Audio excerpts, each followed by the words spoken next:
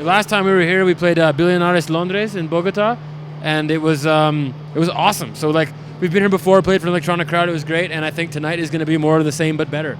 The Colombian people have lots of passion, so we're excited. We love everything from the Beatles. We love Chemical Brothers, Fatboy Slim, Nirvana, Nicholas Yar, Nine Inch Nails, the XX. It's a great lineup. It's a crazy, like Damien Lazarus and The Weeknd and the XX and Cage the Elephant. and It's Rancid. yeah. The lineup curation of this festival, honestly, it's like some of the best we've ever seen. Yeah, like saying that, like really good. And I like how there's less bands. Like it's usually when you have this many big acts on a festival, there's like like Coachella or something. There's like hundreds of bands, but I think we've never played a festival that has this diverse a lineup, like underground dance people and big pop. So we think it's really cool, and everybody here is very nice.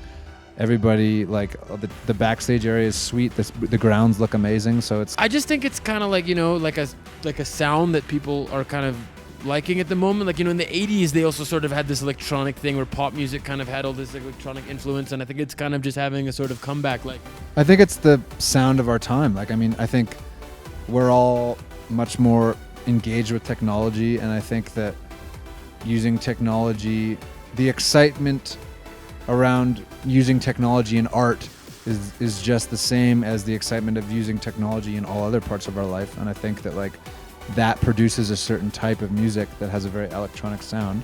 And I think that's, like 20 years ago, electric cars and smartphones weren't, we weren't all on Instagram all the time, and maybe there were less people making as a lot more electronic music. It was a smaller thing, and I think now it's just more popular. It's just like the sound of our time.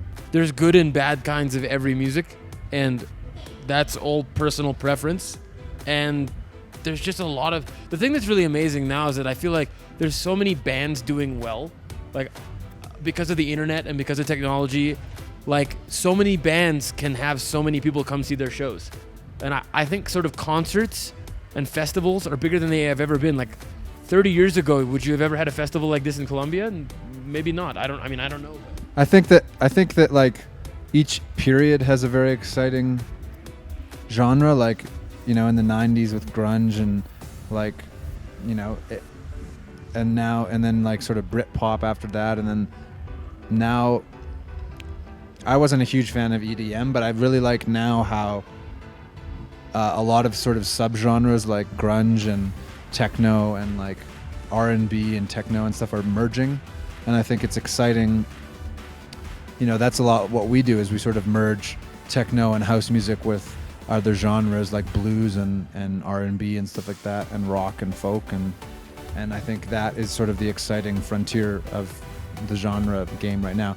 Everybody calls it alternative because they don't know what to call it, but EDM stands for electronic dance music. I mean, I know that the EDM like thing has become this big fanfare of like I hate that phrase, pyros and very aggressive music, but like electronic dance music is a very wide-ranging thing, and so I don't think there's anything really bad about that.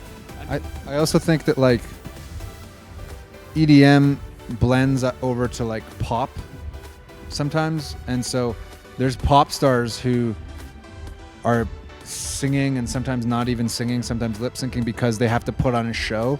And I think that EDM, because it got so popular, a certain type of EDM, a certain type of dance music got really popular, and in order to like play to a big crowd, they had to put on a big show, so there was less actually being done in the music.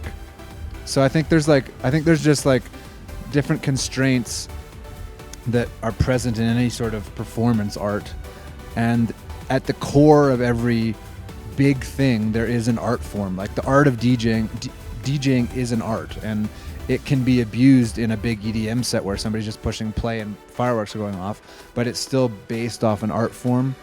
And I think so, I think it's just like sort of pop culture and like commercialization tends to take things further away from art and further towards a pre-packaged production landscape. And I think that is why people say that some EDM isn't art, but I think it's all based on art. Hey, I'm Tom. I'm Jimmy. And we're Bob Moses. And you're watching Shock.